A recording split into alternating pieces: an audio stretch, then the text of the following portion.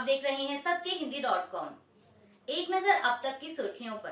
केंद्र की मोदी सरकार द्वारा मनरेगा और अन्य योजनाओं के लिए फंड रोकने के खिलाफ आंदोलन कर रही बंगाल की सत्तारूढ़ टीएमसी से कल राज्यपाल सीवी आनंद बोस ने मुलाकात की। खबरों के मुताबिक राज्यपाल ने तृणमूल कांग्रेस को आश्वासन दिया है कि वे ये मुद्दा केंद्र के सामने उठाएंगे।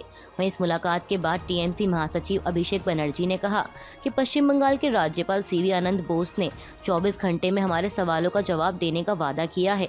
मुख्यमंत्री ममता बनर्जी और अन्य वरिष्ठ नेताओं की सलाह के अनुसार हम पश्चिम बंगाल के लिए मनरेगा और अन्य सोशल सिक्योरिटी स्कीम के लिए फंड आवंटन पर केंद्र सरकार के खिलाफ जारी विरोध को वापस ले रहे हैं। इसके साथ ही उन्होंने ये भी कहा कि मैं केंद्र सरकार को 31 अक्टूबर तक का अल्टीमेटम दे रहा हूं। अगर इस दौरान समस्या का समाधान नहीं हुआ तो मैं 1 नवंबर से दोबारा धरना शुरू करूंगा। आपको बता दें कि इस मामले को लेकर टीएमसी नेताओं ने पहले 2 और 3 अक्टूबर को राजधानी दिल्ली में भी विरोध प्रदर्शन किया था। वहीं अब 5 अक्टूबर की शाम से टीएमसी नेता और कार्यकर्ता राजभवन के पास धरना दे रहे थे। नेशनल कॉन्फ्रेंस के उपाध्यक्ष और जम्मू कश्मीर के पूर्व मुख्यमंत्री उमर अब्दुल्ला ने इंडिया अलायंस में सीट शेयरिंग मामले में की जा रही देरी को लेकर नाराजगी जाहिर की है। दरअसल एलएचटीसी कारगिल चुनाव में नेशनल कॉन्फ्रेंस और कांग्रेस गठबंधन की जीत पर खुशी जाहिर करते वक्त उन्होंने यह बात कही। आपको बता दें कि कारगिल चुनाव में नेशनल कॉन्फ्रेंस और कांग्रेस गठबंधन ने 26 में से 22 सीटों पर जीत दर्ज की है।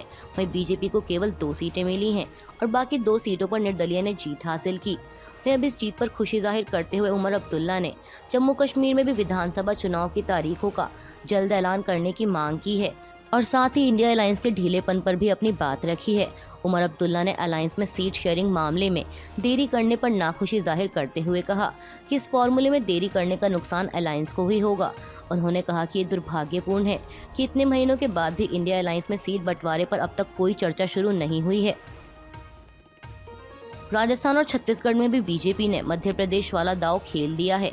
दरअसल बीजेपी ने कल 9 अक्टूबर सोमवार को राजस्थान विधानसभा चुनाव के लिए अपने 41 उम्मीदवारों के नाम की पहली लिस्ट जारी कर दी है। इसमें पार्टी ने राज्य से अपने 7 मौजूदा सांसदों को मैदान में उतारा है। वहीं छत्तीसगढ़ में बीजेपी ने अपनी दूसरी लिस्ट में 64 उम्मीदवारों के नाम की घोषणा की है। इसमें 2 सांसद भी शामिल हैं। इसके अलावा मध्य प्रदेश विधानसभा चुनाव के लिए भी बीजेपी ने अपनी चौथी लिस्ट में 57 उम्मीदवारों को टिकट दिया है। इसमें मुख्यमंत्री शिवराज सिंह चौहान का नाम भी शामिल है। वे बुधनी से चुनाव लड़ेंगे। बता दें कि इस चौथी लिस्ट में 24 मंत्रियों समेत सभी सीटिंग विधायकों को टिकट दिया गया है। साथ ही बता दें कि इससे पहले मध्य प्रदेश के लिए जारी की गई लिस्ट में बीजेपी 4 सांसद और 3 केंद्रीय मंत्रियों को मैदान में उतार चुकी है। देश के 5 राज्यों राजस्थान, मध्य प्रदेश, छत्तीसगढ़, तेलंगाना और मिजोरम में होने वाले विधानसभा चुनाव के लिए चुनाव आयोग ने कल सोमवार 9 अक्टूबर को चुनाव की तारीखों का ऐलान कर दिया है। बता दें कि सबसे पहले 7 नवंबर को मिजोरम में चुनाव होगा।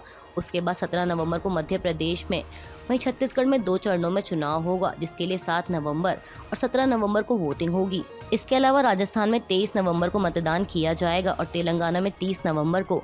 अब बात करें नतीजों की तो सभी 5 राज्यों के नतीजे एक साथ 3 दिसंबर को घोषित किए जाएंगे। जातीय सर्वेक्षण का लगातार समर्थन कर रही कांग्रेस ने कल 9 अक्टूबर को हुई सीडब्ल्यूसी की बैठक में भी इस मुद्दे को उठाया। खबरों के मुताबिक पार्टी द्वारा इस बैठक में संकल्प लिया गया है कि सत्ता में आने पर जातिगत गणना करवाएंगे। कांग्रेस नेता राहुल गांधी ने कहा कि हमने सर्वसम्मति से जाति आधारित जनगणना के विचार का समर्थन करने का फैसला किया है। उन्होंने कहा कि हिंदुस्तान के भविष्य के लिए जातिगत जनगणना जरूरी है। जातिगत जनगणना के बाद विकास का एक नया रास्ता खुलेगा और कांग्रेस पार्टी इस काम को पूरा करके ही छोड़ेगी। याद रखिए, जब हम वादा करते हैं तो उसे तोड़ते नहीं हैं। राहुल गांधी ने कहा कि हम राजस्थान, छत्तीसगढ़ और कर्नाटक सहित अन्य कांग्रेस शासित राज्यों में जाति आधारित सर्वे कराने की तरफ आगे बढ़ेंगे और अन्य राज्यों को लेकर हम बीजेपी पर भी दबाव बनाएंगे। कांग्रेस नेता ने कहा कि जाति आधारित जनगणना एक एक्सरे की तरह है, जिससे ओबीसी और अन्य वर्गों की स्थिति के बारे में पता चल सकेगा और उनका विकास हो सकेगा। सत्ता में रहते हुए जाति जनगणना नहीं कराना हमारी गलती थी, लेकिन इसे अब हम ठीक करेंगे। आपको बता दें कि बिहार में हुए जातीय सर्वेक्षण के आंकड़े हाल ही में सामने आए हैं, जिसके बाद से जातीय जनगणना के मुद्दे ने और भी ज्यादा तूल पकड़ लिया है। देश भर में इस पर बहस चल रही है। कांग्रेस द्वारा उठाई जा रही जातीय जनगणना की मांग को लेकर बीजेपी शुरू से ही विपक्ष पर हमलावर है और उस पर समाज को बांटने का आरोप लगा रही है। अब इसी कड़ी में केंद्रीय मंत्री और बीजेपी के वरिष्ठ नेता धर्मेंद्र प्रधान ने राहुल गांधी के बयान पर पलटवार किया है। उन्होंने सोशल मीडिया प्लेटफॉर्म एक्स पर लिखा कि क्या यह सच नहीं है कि उनके नेता राजीव गांधी ने मंडल कमीशन के तहत केंद्रीय सरकार की नौकरियों में पिछड़ों के लिए 27% आरक्षण का विरोध किया था। उन्होंने लिखा कि आज का राहुल गांधी का नाटक उसी राजनीतिक पाप पर पर्दा डालने की एक फूहड़ कोशिश है।